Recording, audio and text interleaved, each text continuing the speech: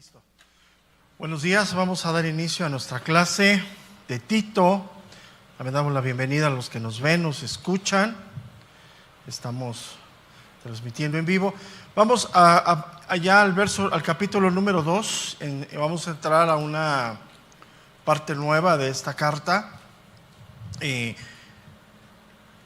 Y vamos a ver a partir de hoy, sobre todo los primeros versículos, ¿sí?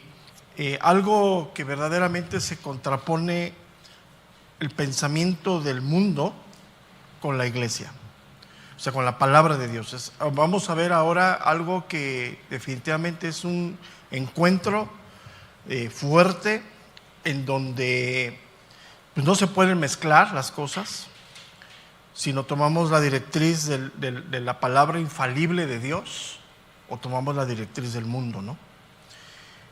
Una de las cosas que ha predominado más en la reciente generación es desestimar la madurez, desestimar el consejo de alguien pues maduro tanto en la fe como en la vida, ¿no? Hoy se ha hecho mucho énfasis a la juventud. Y es bueno, la juventud es una etapa muy hermosa de nuestra vida, pero es transitoria.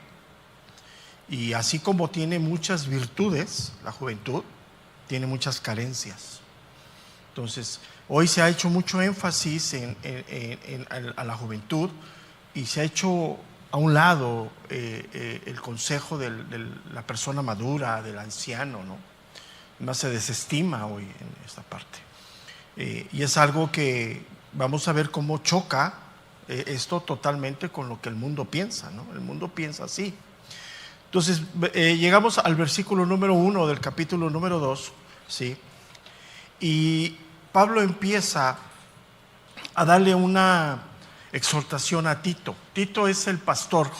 Se dice que era un pastor joven, pero era un hombre ya mayor de 40 años, o sea, era joven, ¿sí? En relación a los que estaba pastoreando, o sea, ahí había ancianos más grandes, o sea, no estamos hablando de una persona inmadura en la fe, o sea, hay que tener mucho cuidado con eso, porque hemos oído muchos mensajes a jóvenes referente a Tito y le dan idea de un jovencito de 15, 20 años, no, o sea, no es así, ¿no? Es una persona ya en un camino de juventud, ¿sí? Todavía creo que a los 40 años hay cierta juventud, pero no estamos hablando de una persona que no tuviera la sabiduría, el conocimiento, la madurez, y le tocaba pastorear a personas que le doblaban la edad. Entonces por eso se considera eso, ¿no? Entonces, ahí hay que tener mucho cuidado, porque a veces se da un énfasis a lo que la Biblia no da un énfasis. Entonces Pablo le habla al pastor joven, vamos a ponerlo así, ¿sí? Y le da una serie de exhortaciones muy fuertes. Dice el verso 2.1, dice: pero tú habla, o sea, Tito, lo que está de acuerdo con la sana doctrina. Y ahí empieza a desplegar, dice, que los ancianos sean sobrios, serios, prudentes, sanos en la fe, en amor y en la paciencia. Las ancianas, asimismo, sean reverentes en su porte, no calumniadoras, no esclavas del vino, maestras del bien, que enseñen a las mujeres jóvenes a amar a sus maridos y a sus hijos, a ser prudentes, castas, cuidadosas de su casa, buenas, sujetas a sus maridos, para que la palabra de Dios, dice, no sea blasfemada. Exhorta asimismo a los jóvenes a que sean prudentes, presentándote tú en todo como ejemplo de buenas obras. Aquí donde dice jóvenes, dice, es que preséntate tú, ¿no? Pero vamos a entender después el contexto. En la enseñanza mostrando integridad, seriedad, palabra sana e irreprochable, de modo que el adversario se avergüence y no tenga nada malo que decir de vosotros.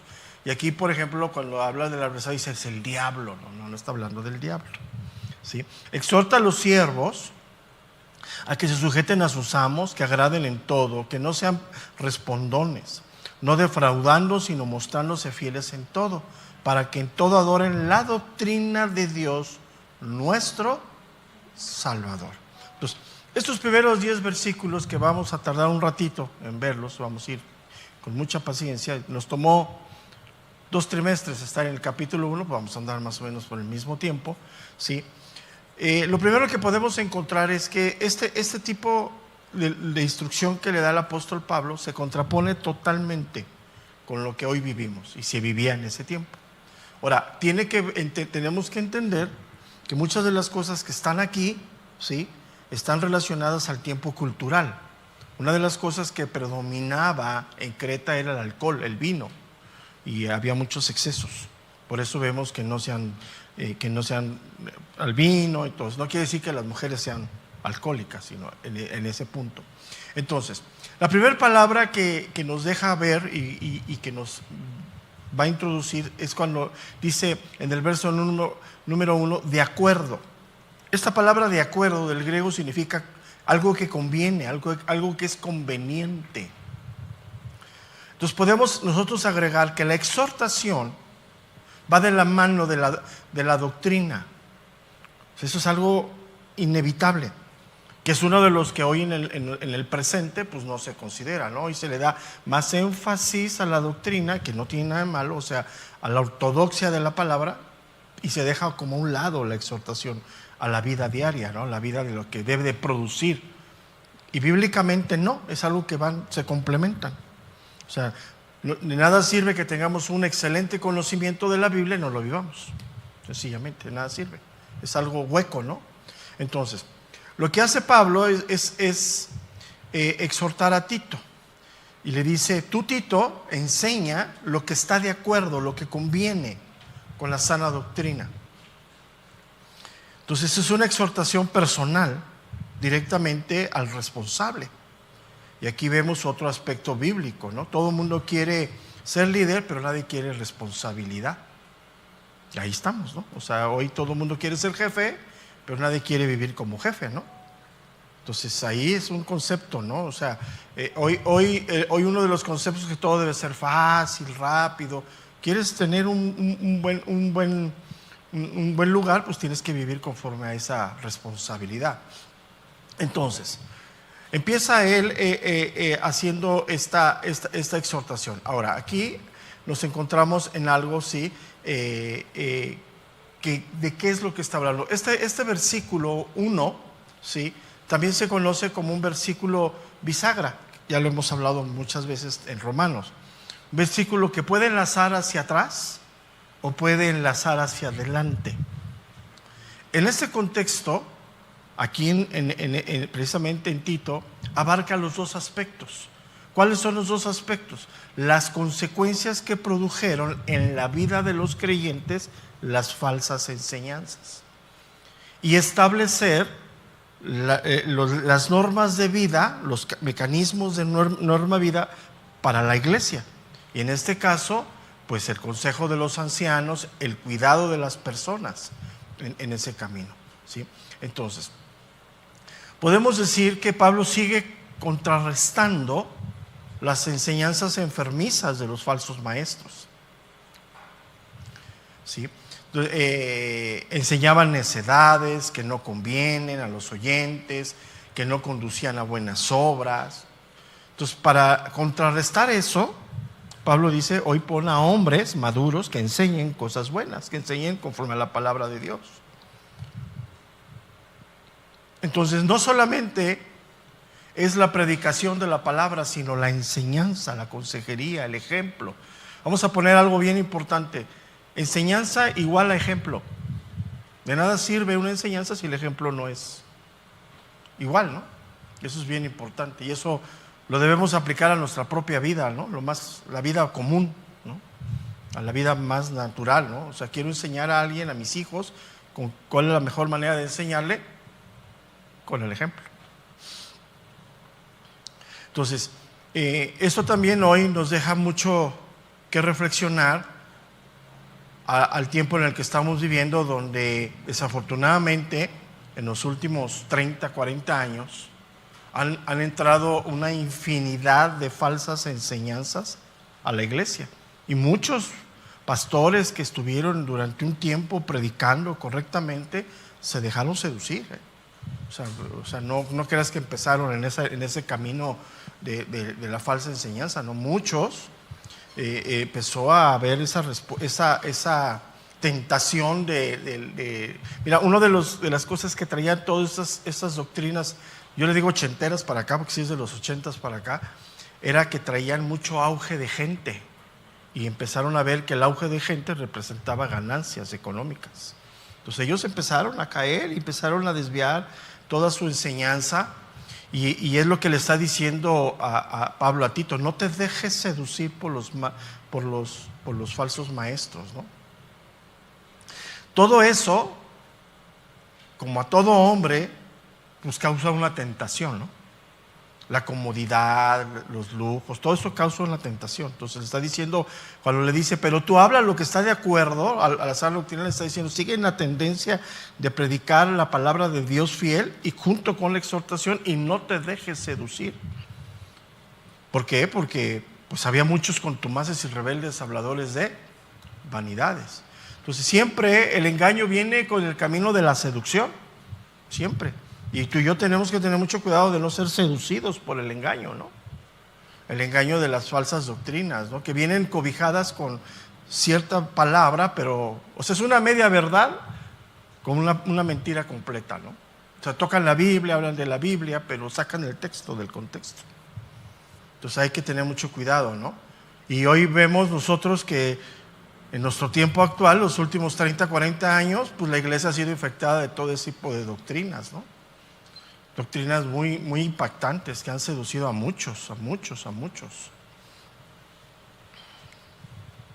Por ejemplo, toda esa doctrina de la revelación de palabra profética, que te van a decir algo, que Dios tiene un gran proyecto para tu vida, pues a la gente le encanta, ¿no? Que alguien te diga, no, Dios tiene grandes cosas para ti, ¿no? Pues ya llegas como gallina y te sales como águila de la iglesia, ¿no?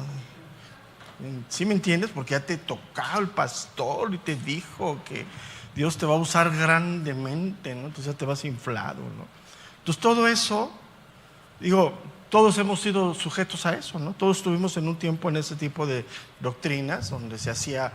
Yo me acuerdo mucho que paraba el pastor, dejaba de predicar y se iba sobre una persona y le daba palabra, y no, hombre, esa persona lloraba y casi le ponían la alfombra roja para salir, ¿no? Entonces era usual, era. Y entonces tú llegabas, ¿cuándo me va a hablar Dios, no? Y desestimabas la palabra de Dios. O sea, desestimabas el mensaje esperando una revelación especial para tu vida, ¿no?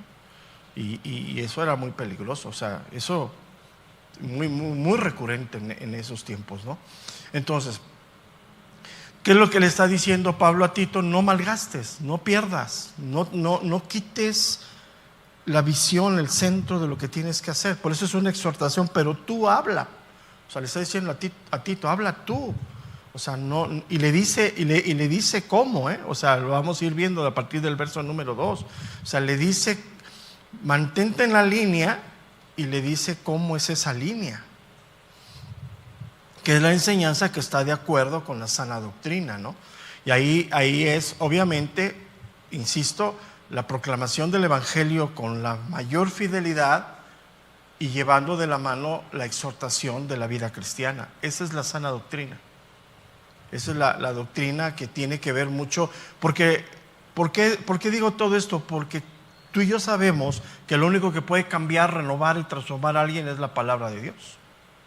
O sea, al exponerte a la Biblia, a la palabra de Dios, al nacer de nuevo, a la obra del Espíritu, tiene que haber una renovación, una transformación. Nadie puede cambiar por sí mismo.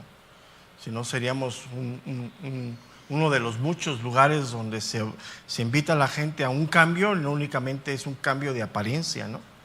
Y no de fondo, ¿no?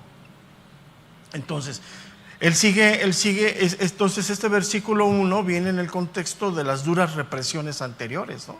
Fuertes. Recordemos que habló cosas muy fuertes, sino él no se detuvo, ¿no? Y voy a poner aquí algo que es fundamental en la vida, que es la enseñanza, la instrucción. Yo lo tocaba el jueves con la enseñanza de este tema tan difícil, ¿no? La instrucción, la enseñanza a nuestros hijos es un fundamento, ¿no? Esencial. Y empieza a decir, Ya aquí ya cuando dice el verso número 2 que los ancianos ya habían designado ancianos en el capítulo anterior, ya había dicho el modelo de vida, el modelo de conducta del anciano, ¿no? O sea, ya sabemos cuando dice el verso número 2, ancianos, a qué rasgos morales nos estamos refiriendo, ¿no? A qué rasgos morales y qué rasgos de conocimiento de la palabra de Dios, ¿no? Y la única manera es que la doctrina sana, ya entendemos que es la doctrina sana, ¿sí? Es aquella que lleva a honrar a Dios, ¿no? O sea, lo que conocemos de Dios, conforme lo que vivimos de Dios, verdaderamente ahí es donde honramos a Dios, ¿no? Yo puedo decir que honro a Dios porque le conozco, pero no vivo, pues está incompleto, ¿no? Tengo que vivir con esos principios. Y todo lo que habíamos visto en el capítulo anterior, que las falsas enseñanzas pues conducen a una mala ética, ¿no? Una mala vida, totalmente, ¿no? Entonces, ¿cuándo queda invalidado el Evangelio? Cuando no nos conducimos. Puedes tener mucho conocimiento, pero si no se aplica a tu vida, parece que no lo tuvieses.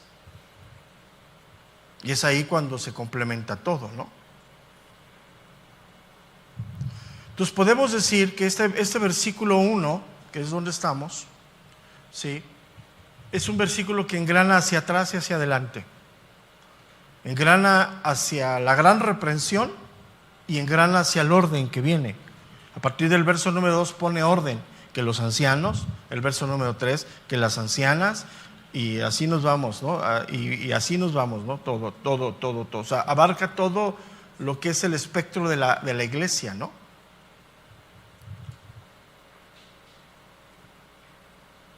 Entonces, dentro de la enseñanza bíblica, pues viene la exhortación. Eso es algo que debe ser latente, ¿no?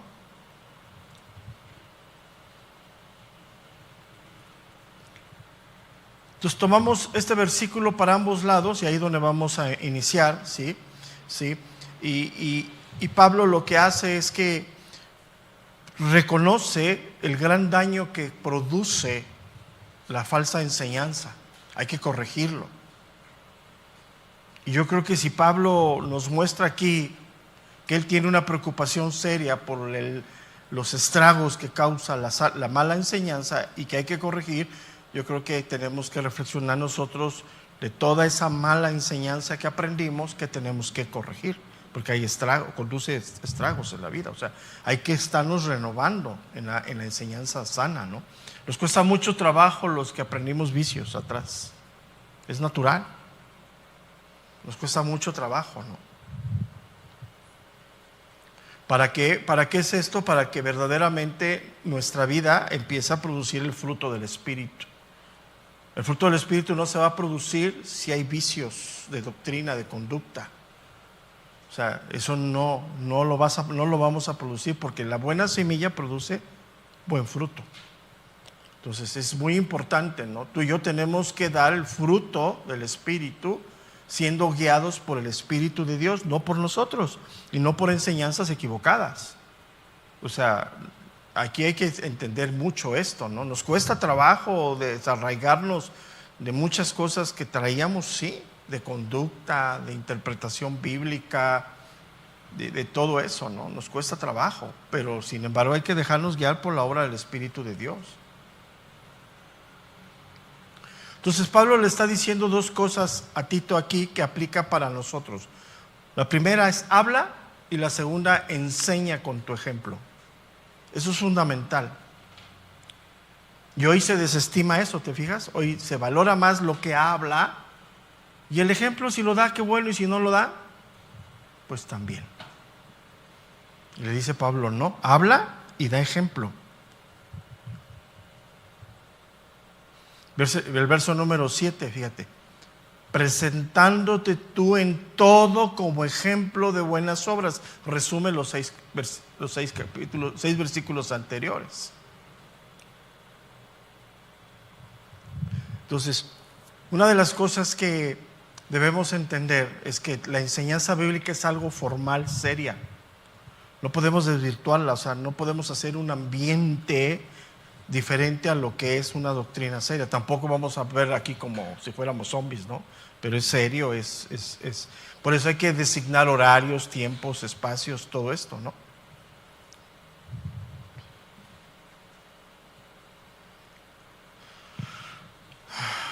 Entonces, la tarea de Tito es una tarea pues difícil, pero pues en el consejo de Dios y en la guía de Dios, sí, pues va a salir avante, ¿no? Entonces, una de las cosas que tenemos nosotros que ir entendiendo claramente, que el Evangelio es algo que proclamamos con la boca y demostramos con la vida.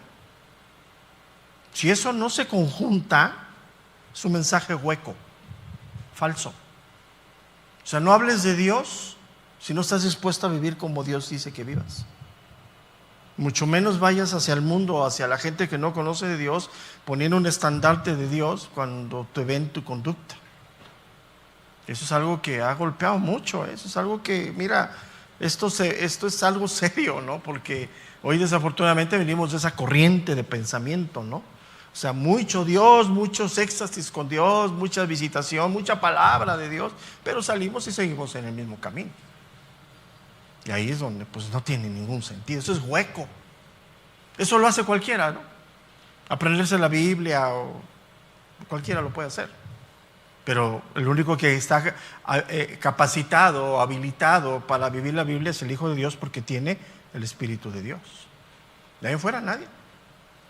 Por eso pues cuántos hemos conocido que están aquí y en cualquier momento, ¡pum!, se chispan, ¿no? Y ya dan un giro de 180 grados a su vida y dicen, órale, pues no que era.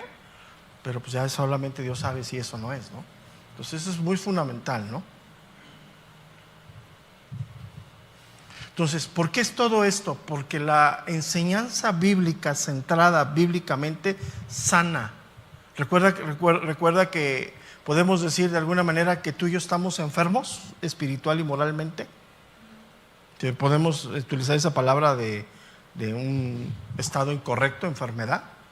O sea, nacimos de Dios por gracia, pero seguimos con una mente anclada en un pensamiento oscurecido, ¿no?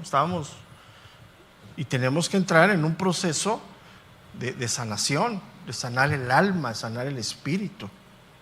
O sea, caminando con Dios es el único que puede haber. O sea, por eso nada puede transformar a un hombre o una mujer que no sea la palabra de Dios, porque es infalible. Entonces, vuelvo al mismo principio, vamos a ir viendo cómo el mundo piensa en la juventud y desestima el consejo del anciano, y la Biblia dice, recárgate en los ancianos, o sea, recárgate en ellos. Le está diciendo Pablo a Tito, pon ancianos que ministren al pueblo de Dios. O sea, y hoy, pues, por ejemplo, se desestima el ir y pedir de un anciano de la iglesia un consejo hacia mi vida, ¿no?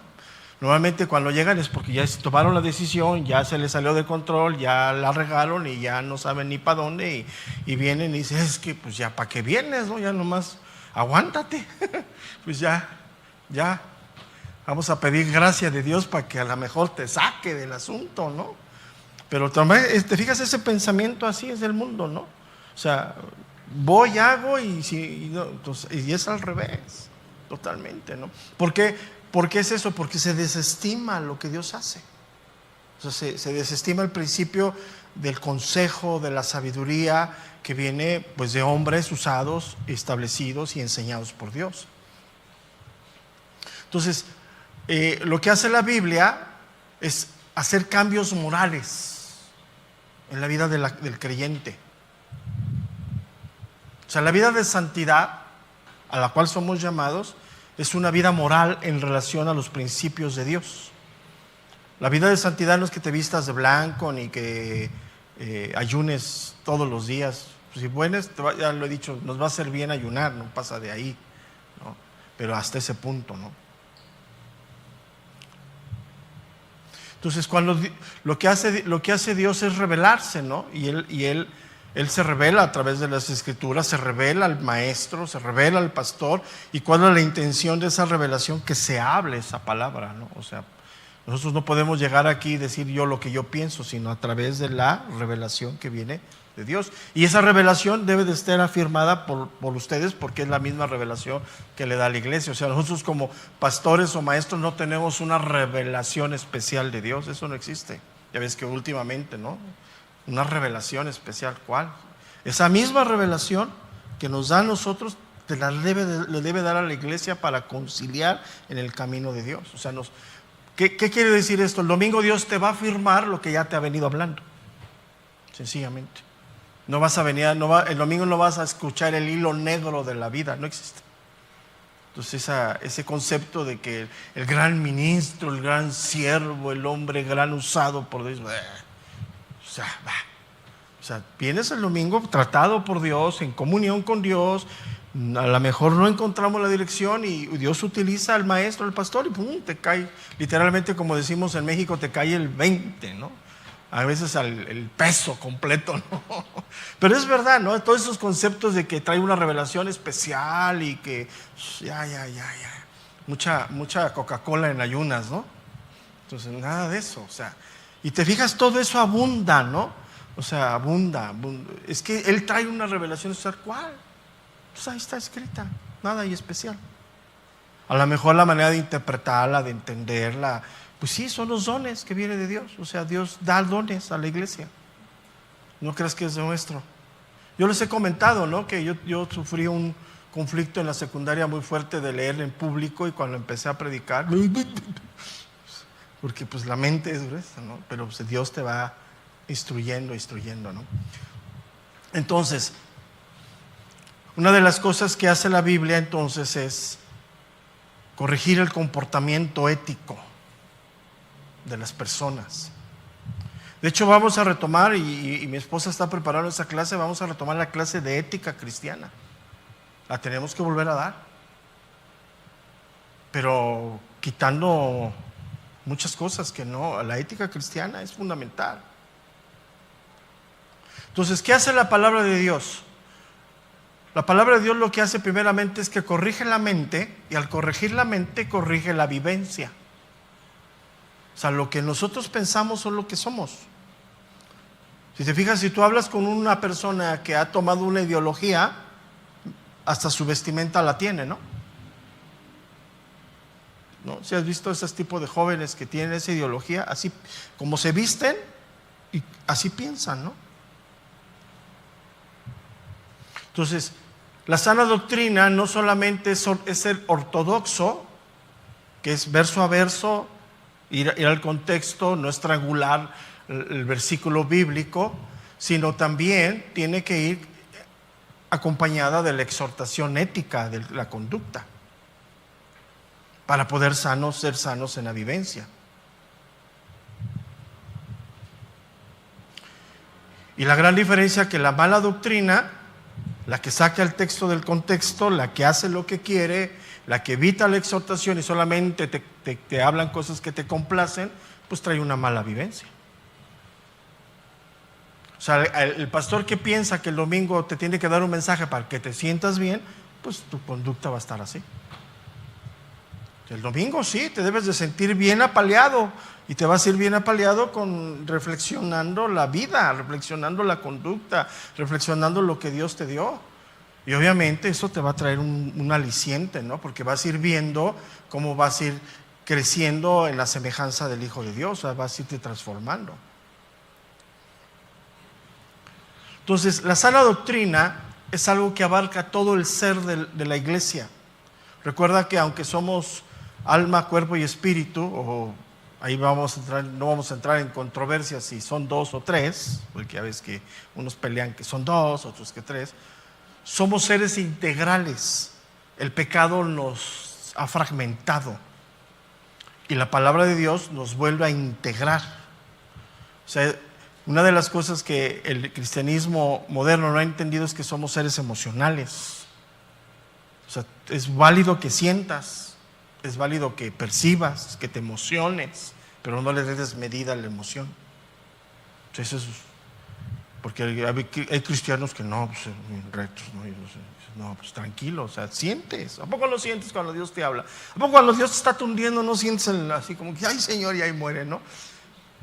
A veces, ¿a poco no en el trato de Dios te la pasas llorando a solas? ¿Cuántos dicen amén? Dices, no. Y en tu tiempo de oración, hasta estás orando, entras en el espíritu, oras en lenguas, pero a solas, ¿no? Y sales reconfortado. Pero es un ser integral. O sea, esa parte en donde los cristianos así, esa ideología seca, dices, no, espérate, somos integrales. Sentimos, pero la fragmentación es darle rienda suelta, ¿no? Porque una de las cosas que el mundo trabaja en esa fragmentación es toda la parte que te hace sentir. Vamos a ponerlo placer, un placer desmedido. Entonces hoy si no sentí, pues Dios no me habló, pues no. A veces no tenemos que sentir. Entonces, ¿qué es lo que hace cuando le dice, habla, está de acuerdo con la sana doctrina? Involucra todo el ser de la iglesia. Que los ancianos sean serios, prudentes, sanos en la fe, en el amor, en la paciencia. Ahí está todo implicado. Entonces, uno de los grandes males que creen muchos, que solamente escuchar el evangelio lo mejor trazado transforma la vida, no, si no viene lleno o viene completo con la exhortación a la vida. O sea, si es necesario la ortodoxia, si es necesario tomar el texto correcto, totalmente.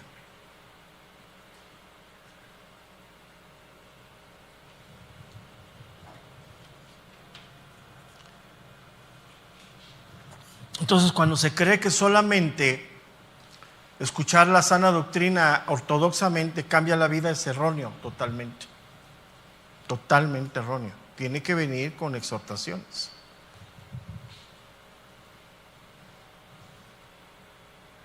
Y es ahí donde empieza el versículo número 2. O sea, ya podemos, dice que los ancianos. Aquí se refiere literalmente a hombres maduros en la fe.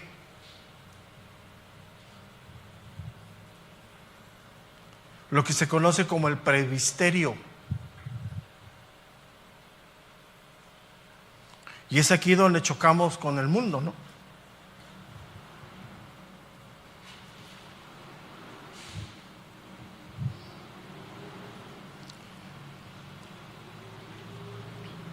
Y es la jerarquía que Pablo toma de la Biblia. En el Antiguo Testamento está muy claro que los hombres maduros aconsejaban a los jóvenes.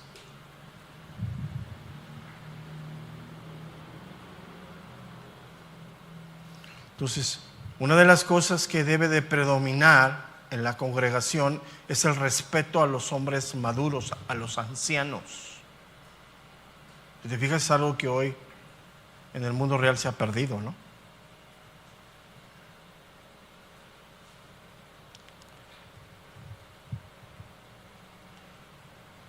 Entonces, los hombres maduros dentro de la iglesia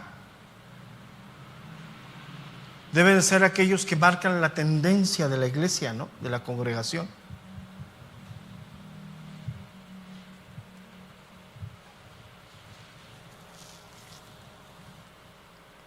Y a veces es muy difícil esta parte, ¿no? Ahora que regresamos de la pandemia y que todo lo que vivimos, todo lo que sucedió, muchos se fueron. Yo me quise recargar en muchos varones ancianos de la iglesia y desafortunadamente no hubo respuesta. Me quise recargar por simple hecho de la oración. O sea, ¿se ha preguntado por qué a veces tienen que estar orando hermanas en lugar de los varones? Cuando hay una gran cantidad de varones ancianos. Yo me acerqué con ellos, hicimos una invitación y siempre es, desafortunadamente, la consecuencia natural está por encima de la obra de Dios en tu vida. Sí, la consecuencia natural a veces es inevitable que llegas a una edad con ciertos fracasos, ¿no? Pero lo que hace Dios en tu vida es ejemplar. Entonces yo me acerqué con ellos. de todos ellos, uno solo, que es el que a veces ora el domingo en la segunda reunión. Entonces, yo le decía al hermano Joad, es que eso no puede ser. Son hombres ancianos que están aquí, que yo los veo constantes pero es esa parte que hay que madurar, ¿no? Es un proceso, ¿no? Pero ¿por qué viene todo esto? Porque es el concepto del mundo, la desestimación de esa parte de la vida. Porque, con todo respeto, y siempre voy a tener ese respeto, no es la misma vivencia de un hombre de 70 años a un joven de 30, ¿no? Aún en la vida, aún en los fracasos. Cuando ya tienes 70, ya has tropezado 50 veces o 70 veces, ¿no? Cuando tienes 30, llevas 30 tropiezos. Y aunque seas muy cabeza dura, pues ya aprendiste algo, ¿no? Pero te fijas cómo ese concepto está desestimado en la iglesia. O sea, yo lo quise poner, me acerqué, le dije, no, fulano, mengano, pero le di una lista, yo habla con ellos así, de manera personal. Y nos dijeron, vamos a orar. Pero pues ya para eso ya pasaron 2 años. Nomás uno, digo, sí. Y ahí te dije, no, ahora voltea, le dije a las ancianas, a las mujeres maduras de la iglesia, a las que están ahí. Ya ven que pues así se rolan, ¿no? Y para muchos ha sido un caos, ¿no? Simplemente, aquí está. Las ancianas, así mismo, o sea, cuando parte de la enseñanza ética, parte de la enseñanza de la iglesia, la mujer tiene un papel muy relevante. Aquí está, las ancianas así mismo sean reverentes en su porte, no calumniadoras, no esclavas del vino, maestras del bien. Obviamente se va hacia el camino de las mujeres porque es el camino del orden bíblico. O sea, el orden bíblico no lo vamos a alterar, que está por encima de todo, ¿no? Y obviamente empieza con los ancianos, pero también en el capítulo 3 va a ir sobre las mujeres, ¿no?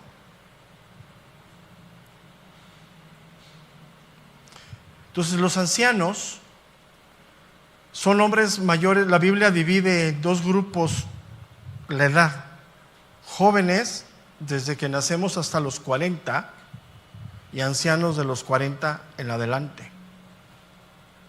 Entonces un hombre joven bíblicamente es considerado menor de 40 años.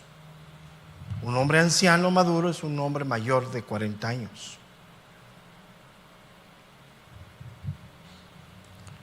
Y el mundo lo divide en 3, ¿no? El joven, la adolescencia, el de la mediana edad, 20, 30, 40, y el anciano después de los 60. No, bíblicamente es 2.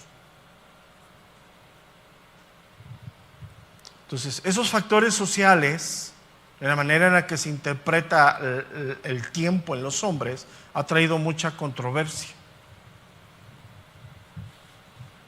Y hoy se rinde homenaje a la juventud. Y anteriormente se rendía homenaje a la vejez. Hoy, si te fijas, todos quieren ser jóvenes. Ya las artistas sesentonas quieren ser treintonas, ¿no? Porque es la tendencia de la moda, ¿no? Hay unas que todo lo que se hacen parecen monstruos, pero ahí lo dejamos, ¿no? Sí, ¿qué le pasó, no? Pero te fijas, esa es la tendencia que marca el mundo, ¿no? No, y eso también en la iglesia, ¿eh? Hay gente que por su imagen se ojalatea también. Yo no estoy de acuerdo. Si lo puedes hacer, pues hazlo. Entonces hoy en el mundo todo el mundo quiere ser joven, porque ya la vejez para el mundo es sinónimo de debilidad. Y nosotros no. Yo voy a cumplir 60 años y no me siento decadente. O sea, sí, pues entras en una etapa de decadencia, pero tiene que ver mucho con tu estilo de vida, cuidarte, ¿no? No es lo mismo a los 30 que a los 60, ¿no? Pero es parte de. Entonces hoy es una de las cosas que con esta idea del mundo, pues nadie quiere llegar a ser anciano. Para el mundo un anciano es aquel hombre que trae un bastón, ¿no? Que ya no puede. Bíblicamente un anciano es un hombre mayor de 40 con un nivel de sabiduría y de entendimiento de la misma vida. O sea, no solamente conceptos bíblicos, ¿no? Sino de la misma vida.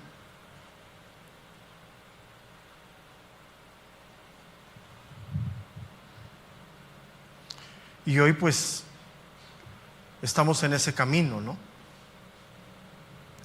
Y la Biblia entonces divide en la parte de la juventud, más o menos de la edad que dejan de ser niños, que será 12, 13 años, hasta 40, ¿no? Y de 40 en adelante se considera un anciano.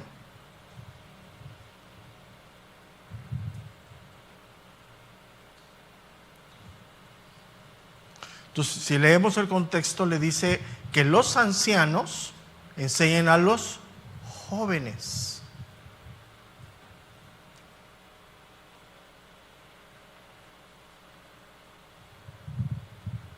Y es muy penoso que hoy, tristemente, muchos ancianos pues no dan ese ejemplo, ¿no?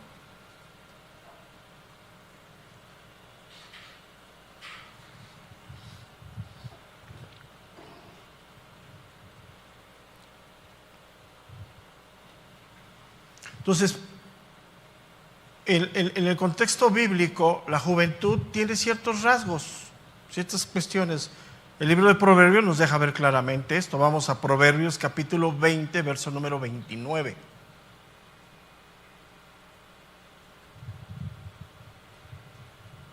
Proverbios 20, 29.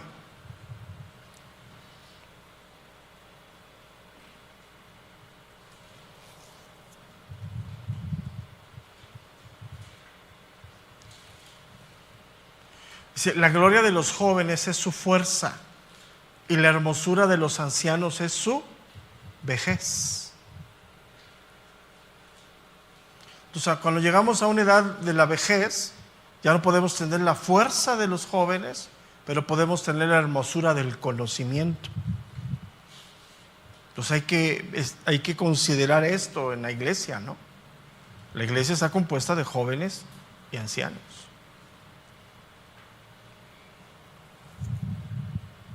Entonces, una de las cosas que caracteriza a la juventud también es la inmadurez,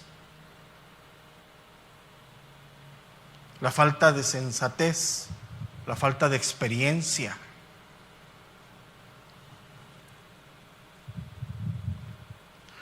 Uno de los ejemplos bíblicos de esto es que el rey David, sabiendo que él no iba a construir el templo, que iba a ser su hijo, no le dio todo así, le soltó todo, ¿no?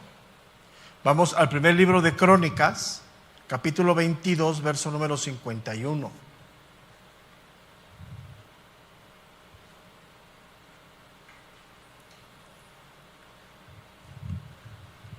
Entonces, el rey David, al saber que tenía que construir el templo y ya no le iba a alcanzar la vida, le empezó a almacenar para poder construir el templo, sabiendo que pues en la experiencia de Salomón no lo iba a poder hacer por sí mismo. Primera de Crónicas 22, 51. Y dijo David, Salomón mi hijo es muchacho y de tierna edad, y la casa que se ha de edificar a Jehová ha de ser magnífica por excelencia, para renombrarle y honrarle en todas las tierras. Ahora pues yo le prepararé lo necesario. Y David antes de su muerte hizo preparativos en gran, dice, abundancia. ¿Estoy bien? Primera de Crónicas 22, 51. ¿No? ¿No estoy bien? A ver. Qué raro porque ya lo corregí. Voy para allá.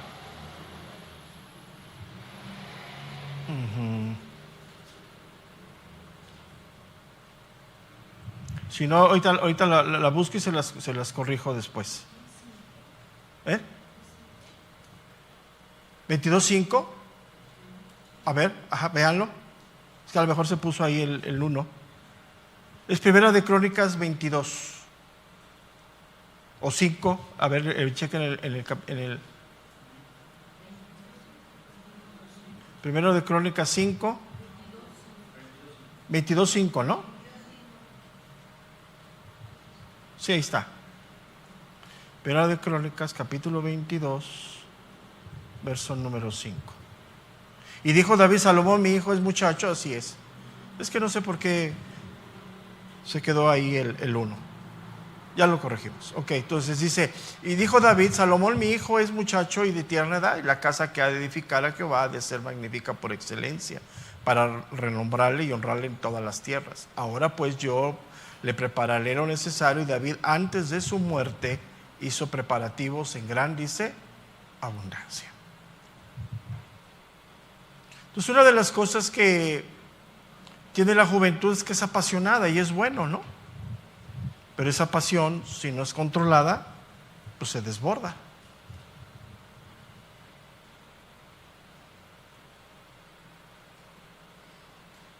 Una de las cosas que caracteriza a la juventud es el entusiasmo, ¿no?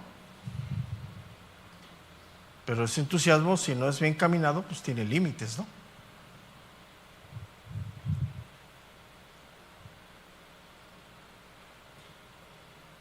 Y es así como podemos. Entonces, una de las peores situaciones es que se ha manejado, es que los jóvenes le quieren pedir consejo a los mismos jóvenes. Es algo muy grave eso. Bíblicamente hay pasajes. Hay pasajes bíblicos en Primera de Reyes, ¿se acuerdan? Cuando va y pide consejo a los jóvenes, y los consejos de los jóvenes que da ponen las cosas peores. Entonces, ¿por qué es eso? Porque se desestima la madurez. Y tiene que ver mucho, fíjate, tiene que ver mucho en el aspecto de la familia. Si el hijo no se puede acercar al padre para pedir consejo, pues mucho menos va a acercar a alguien que no conoce. O sea, la primera fuente de consejo para nuestros hijos somos nosotros. Si tus hijos no se acercan contigo a tu edad, pues bueno, lo bueno, a lo mejor tienen pastor y van con el pastor, pero si no lo tienen, entonces es muy importante, ¿no? Ese pasaje de que les comentaba, nomás anótenlo, Primera de Reyes, capítulo 12, del 8 al 16.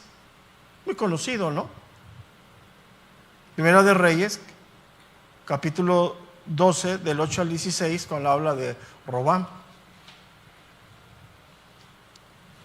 Tomaron medidas incorrectas y llevó a un caos, ¿no?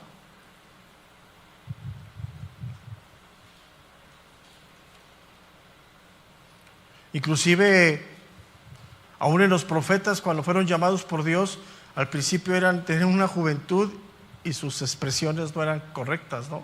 Uno de ellos fue Jeremías, ¿no? Ya con el paso del tiempo modificó todo eso, ¿no? En Jeremías 1:6 dice: y yo dije, ay, Señor Jehová, he aquí, no sé hablar porque soy niño.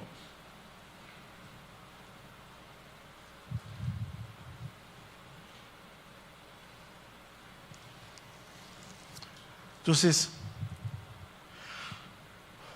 es una de las cosas que la juventud tiene y que es bueno, ¿no? Todos los que hemos pasado por ahí sabemos que es un tiempo muy hermoso de nuestra vida, pero tiene muchas limitantes.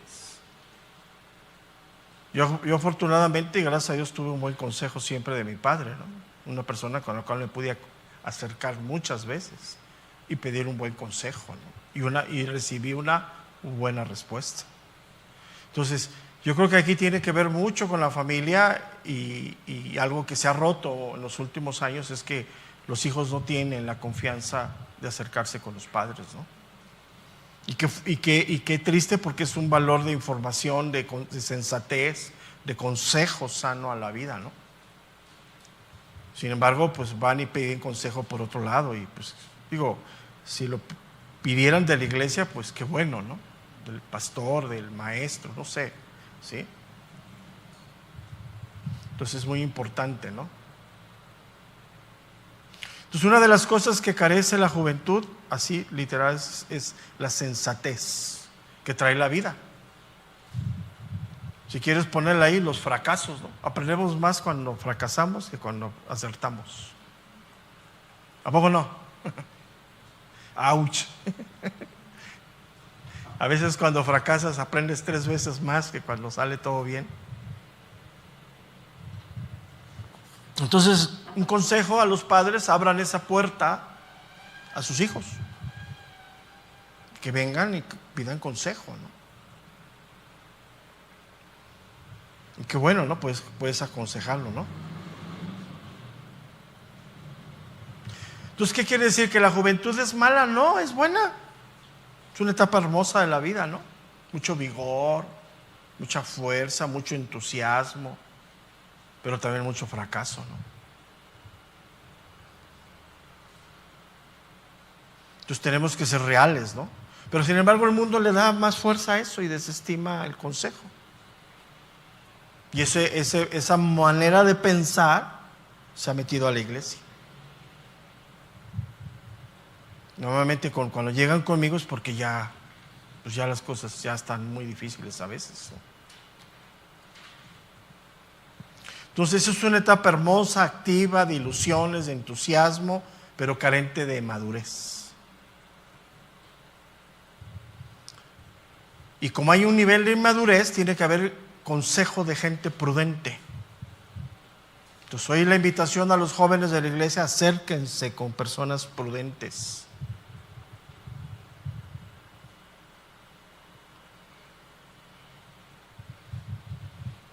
Y hoy, sin embargo, los que dictan la moda y la tendencia en la sociedad son los jóvenes. Yo hoy veo esas películas de los nuevos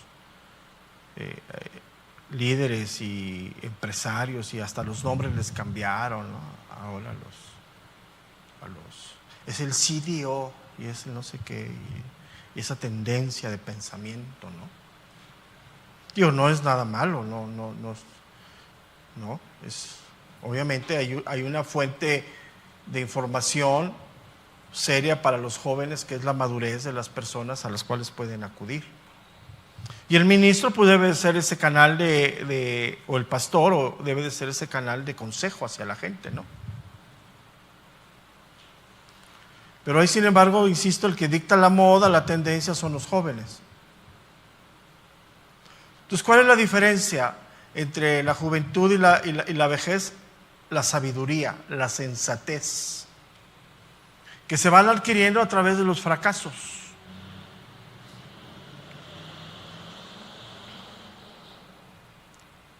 Creo que la palabra que quedaría perfecta aquí es la experiencia, ¿no?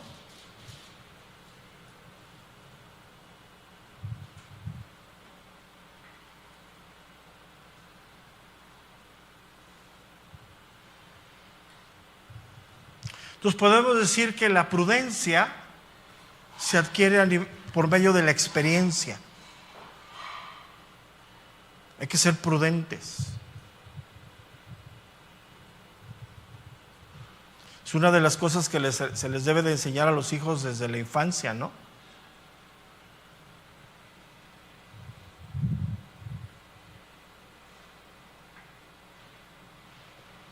Y obviamente una persona que va creciendo en prudencia y sensatez, pues está mejor capacitada para gobernar, ¿no?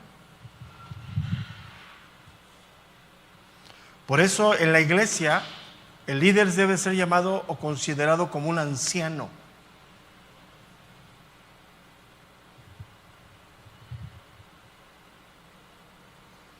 Obviamente personas maduras en la fe, en sabiduría, en madurez, que se requiere con la edad, con el paso de los años.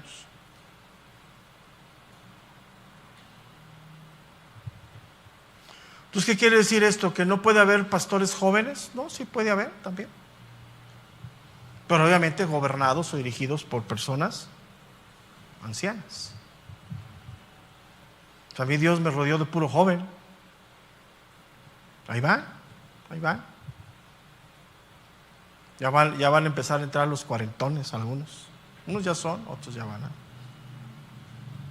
Y ha sido un trabajo serio, ¿no? Estar con ellos, hablar con ellos, estar ahí. Pero bien. Creo que los que han sobrevivido, van buen camino.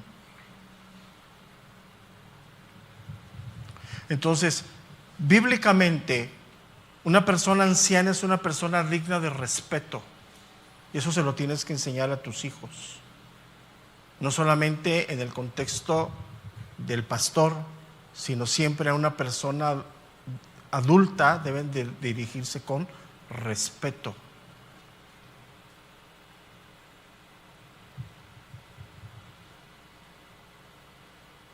Levítico capítulo 19, verso número 32.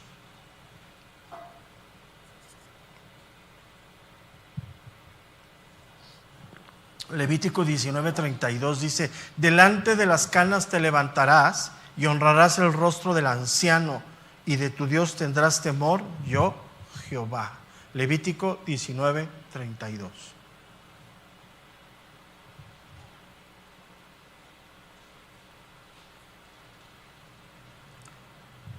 Entonces, para concluir, podemos decir que bíblicamente la vejez es algo digno de disfrutar, de admirar. Podemos decir que la vejez en el cuerpo de Cristo es una bendición. Y debe de ser así. Entre más ancianos tengamos en el cuerpo de Cristo, más bendecidos somos, porque hay más consejo. Es un llamado a los ancianos de la iglesia, ¿no? En esa relación, en ese convivio de todos los días con las jovencitas, jovencitos, está la exhortación. Cuando mi abuela materna conoció a mi esposa, ella traía la falda a la rodilla. Entramos, estaba en mi casa, sentada, se llamaba Francisca, le decíamos Pachita. Era una mujer ya muy anciana. Le dijo: ven. ¿Y tú eres la novia de Josué? Le dijo: sí. Qué bonita estás. Pero creo que te quedaría un poquito más abajo la falda. La traía a la rodilla. Y hoy eso se ha perdido. Porque hoy tú ves una mujer de 60 años queriendo vestirse como una niña de 15. Ve la tendencia del mundo.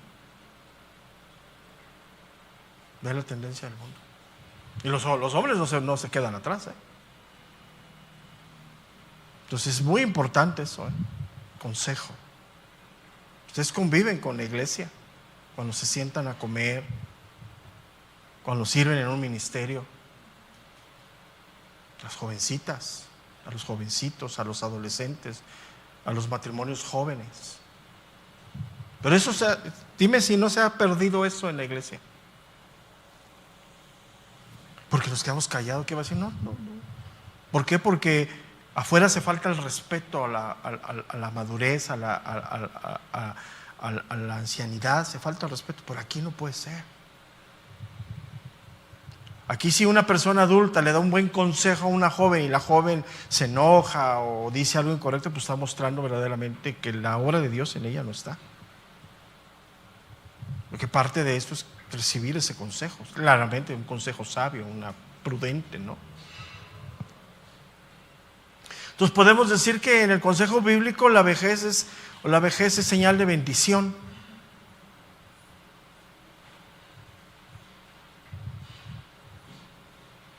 Abraham fue un hombre anciano que caminó con esa parte mucho tiempo.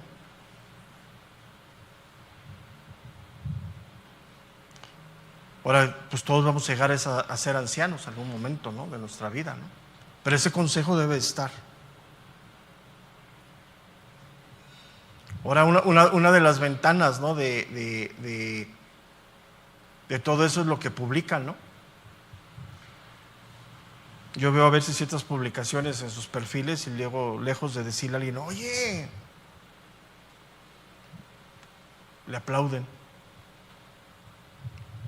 Por ejemplo, a varios les hemos dicho que cuando sus publicaciones no son correctas, que algo está incorrecto ahí. Yo he hablado con mujeres jóvenes, mamás, que sacan sus perfiles solas. Digo: a ver, ven, ¿qué pasó? Si vas a sacar tu perfil en tu Instagram o en donde quieras, eres una mujer casada con hijos. Se me quedan viendo. Pues es una realidad. Digo, si eres soltera, pues está bien, y ahí ten cuidado, ¿no? Pero si eres casada, ¿qué tienes que hacer, no? Entonces esa parte es importante, pero como insisto, se ha desestimado hoy en la iglesia, ¿no? Pero hay que retomar las sendas correctas. Entonces esto, como lo dije al principio, se contrapone pues total con lo que estamos viendo en el mundo, ¿no? El mundo aplaude todo eso, ¿no? Y no es correcto. Ok, se nos fue el tiempo, ya son las 10:05 de la mañana. Damos gracias a Dios por este tiempo y si Dios nos da vida, nos vemos el día de mañana en nuestra transmisión normal a las 11:30 de la mañana. Dios les bendiga a todos, buenos días y nos estamos viendo.